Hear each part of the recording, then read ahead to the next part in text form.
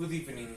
I'm here today with my father, Carlos, who has had the opportunity to talk and to receive a lot of information from my grandmother about the origins of the family.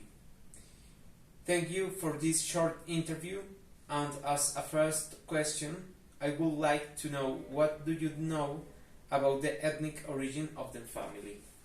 Hello, Juan Diego. Thank you, my pleasure. Regarding the question, as all Hispanic people, we are a mixture of races and populations. But I can rescue a story of your great-great-grandfather. He was a Syrian Lebanese origin. Okay, that region is very far away. Yes. And do you know why and when they immigrated to Colombia? The story is not very clear, but it is said that because of the Ottoman Empire's siege of the Syrian and Lebanese people, there was a lot of migration. My grandfather,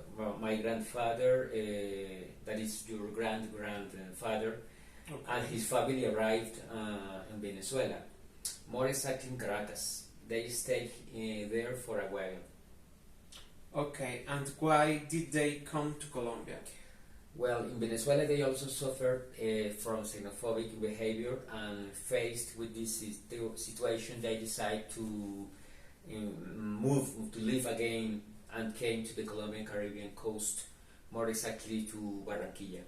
No wonder my great-grandmother had an accent from the Caribbean coast. That's right. Your great grandmother was born there, and as the family was merchant, they traveled a lot to the interior of Colombia along the Magdalena River.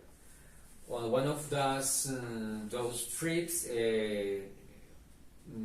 your great grandmother fell in love with your great grandfather, who lived in Girardot, Cundinamarca, a city with a port on the river, the Magdalena River. They settled there and had a family, among them your grandfather. How wonderful.